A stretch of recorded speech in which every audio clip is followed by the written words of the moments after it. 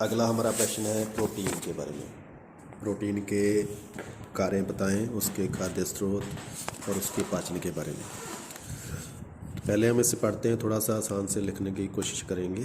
Protein नाम सबसे पहले 1938 में वैज्ञानिक मुल्डर द्वारा पेश किया गया। इस शब्द का उद्गम मतलब निकास या कह सकते हैं कि यह ग्रीक भाषा के प्रोटियोस शब्द से लिया गया है, जिसका अर्थ होता है सबसे पहले आने वाला। यह नाम इसलिए रखा गया क्योंकि उस समय भी यह तत्व जीवन के लिए सबसे प्रमुख तत्व माना जाता था। मानव शरीर छोटी छोटी इकाइयों अर्थात कोशिकाओं से बना है, सेल से बना है।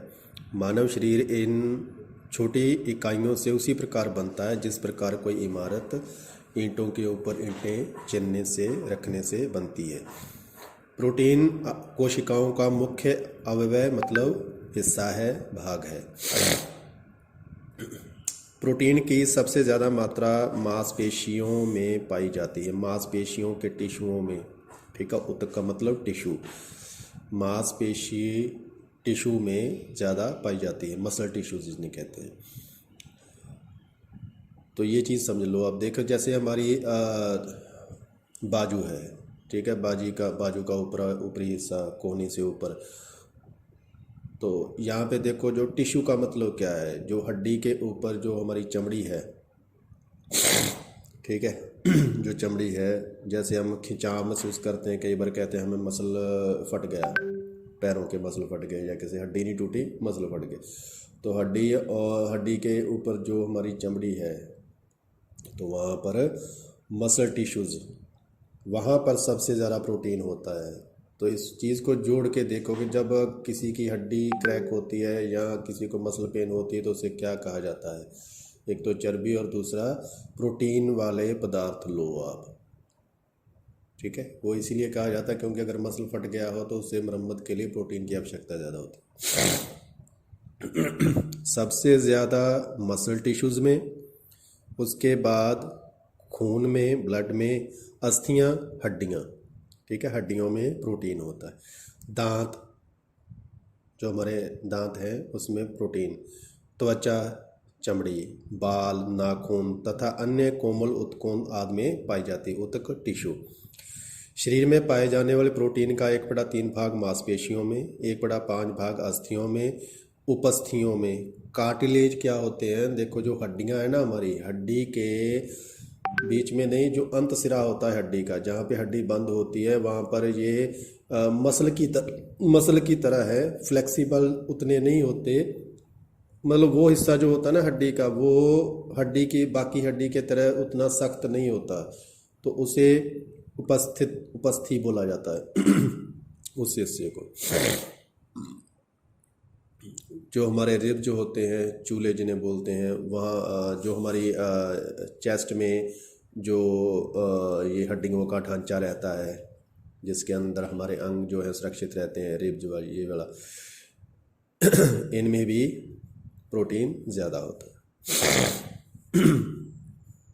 दांतों तथा त्वचा में पाया जाता है तथा शेष भाग टिश्यू व शरीर के तरल पदार्थ जैसे रक्त, ग्रंथिस्राव। ग्रंथिस्राव का मतलब ग्रंथियों से निकलने वाला रस, ग्रंथि, ग्लैंड। खाद्य स्रोत, तो प्रोटीन के स्रोत कौन से हैं? दोनों तरह से प्रोटीन हमें मिलता है, पशुओं से भी और वनस्पति से भी। पशु जो है वो वनस्पति को खाते हैं और हम वनस्पति और पशुओं दोनों को खाते हैं, तो उससे हमें प्रोटीन प्राप्त होता है। पशु प्रोटीन हमारे शरीर में अधिक समान होता है, अतः पशु जगत से प्राप्त प्रोटीन अधिक उपयोगी होता है, जैसे मांस, मछली, अंडा, पक्षी, दूध, पनीर आदि। कुछ वनस्पति प्रोटीन भी हमारे शरीर के लिए बहुत उपयोगी होते हैं, जैसे सोयाबीन, सूखे मेवे, मूंगफली। जितनी भी दालें हैं वो प्रोटीन के अच्छे स्रोत होते हैं। मछली, अंडा, ये प्रोटीन के सबसे अच्छे स्रोत माने गए हैं। जिनसे तेल निकलता है, जिन बीजों से तेल निकलता है, वो प्रोटीन के स्रोत होते हैं। प्रोटीन के काम क्या हैं, ये हम देखो पहले भी बात कर चुके हैं। प्रोटीन के काम क्या है? प्रोटीन मेनली जो सबसे बड़ा उसका काम है वो शरीर निर्माण का काम है। टूटे फूटे अंगों की मरम्मत करना, शरीर में नए टिश्यूज़ का उत्पन्न होना, शरीर बनना, जन्म से लेकर अंत तक हमें प्रोटीन की आवश्यकता हमेशा रहती है। देखो इसे पैराग्राफ बना के जितना मर्जी लिख लो। जन्म से पहले शुरू हो, जब भ्रूण से शुरू हो जाती है, गर्भावस्था से शुरू हो जाती है प्रोटीन की ज़रूरत, और सारी उम्र चलती रहती है। शरीर निर्माण, शरीर रख रखाव, उसकी टूट फूट की मरम्मत, ये सारे काम। और इसके अलावा जो और एक काम होता है शरीर में, शरीर को रोगों से लड़ने के काबिल बनाना, रक्षा वाला काम, ये भी प्रोटीन करता है। इसके काम क्या आ गए? शरीर की वृद्धि एवं विकास के लिए उपयोगी, वही बात है यहाँ पे। शरीर की क्षतिपूर्ति और रख रखाव, usable for body compensation and maintenance. तो यहाँ पे आप लिख सकते हो शरीर के रख रखाव और मुरम्मत के लिए उपयोगी। हमारे शरीर की कोशिकाओं में निरंतर टूट फूट होती रहती है, इसलिए क्षतिपूर्ति आवश्यक है। क्षतिपूर्ति मतलब जितनी भी हानि हुई उसकी पूर्ति करना। तो शरीर के इस टूट फूट के लिए प्रोटीन सहायक होता है। यह शरीर के नए तंतुओं का निर्माण तथा टूटी फूटी कोशिकाओं के मरम्मत करता है। इसलिए यदि दुर्घटनावश शरीर में कोई चोट लग जाए, कट जाए या जल जाए तो शरीर के पुनः स्वस्थ होने के लिए उसे अतिरिक्त मात्रा में प्रोटीन की आवश्यकता होती है। कटे स्थान से रक्त को बहने में रोकने में प्रोटीन सहायक होता है। इसमें फाइब्रिन नाम का प्रोटीन होता है जो रक्त का थक्का बनाता है। उसके आगे शरीर में ऊर्जा उत्पादन के लिए उपयोगी। देखो ये चीज़ भी आप कॉमनली याद रखो, बहुत बार बात की हमने। कार्बोज, प्रोटीन, चर्बी, वसा, ये तीनों शरीर को ऊर्जा दे सकते हैं। इनसे ऊर्जा प्राप्त होती है, परंतु तीनों का अलग अलग अपना काम भी है। जैसे कार्बोज का मुख्य तौर पर काम है ऊर्जा देना, उसी तरह प्रोटीन का अपना वैसे काम है शरीर का रख रखाव, या जो हम पढ़ चुके हैं इसमें, ठीक है। परंतु कई बार ऐसा होता है कि आपके भोजन में अगर कार्बोज वाले पदार्थ आप ज़्यादा नहीं ले रहे, कार्बोहाइड्रेट्स नहीं ले रहे, तो फिर क्या होगा? फिर ये होगा कि प्रोटीन से शरीर ऊर्जा प्राप्त करेगा। जितने भी आप प्रोटीन ले रहे हो उससे शरीर ऊर्जा प्राप्त करेगा, ठीक है। तो काम तो कर सकता है ना, कि एक की अवेलेबिलिटी नहीं है तो दूसरा काम कर रहा है।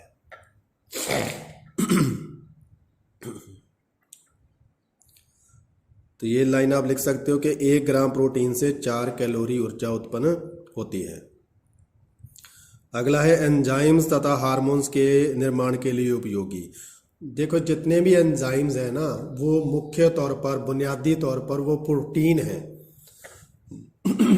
शरीर में जो भोजन का पाचन होना है, वहाँ पर जितने एंजाइम निकलते हैं, जितने एंजाइम भोजन को पचाने में लगते हैं, वो सारे ही,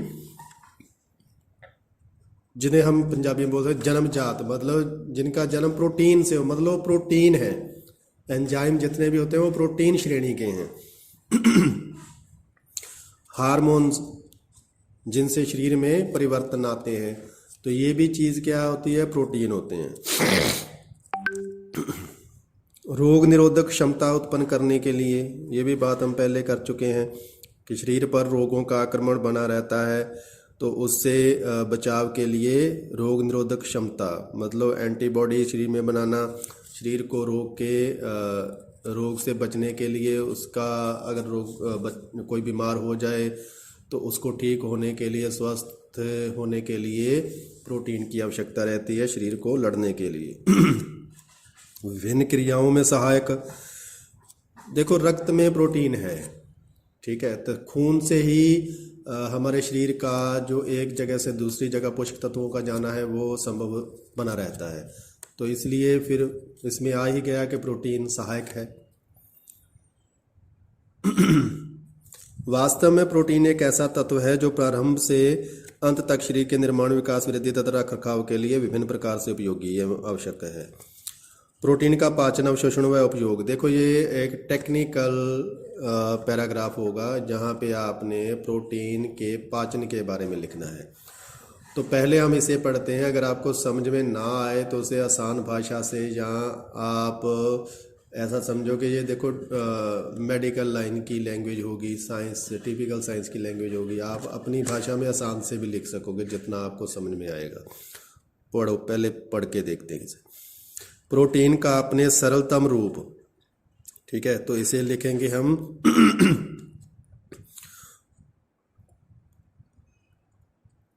प्रोटीन के पाचन का मतलब है उसका अमीनो एसिड में टूटना, ठीक है। अमीनो अम्ल, अम्ल मतलब एसिड, अमीनो एसिड में टूटना।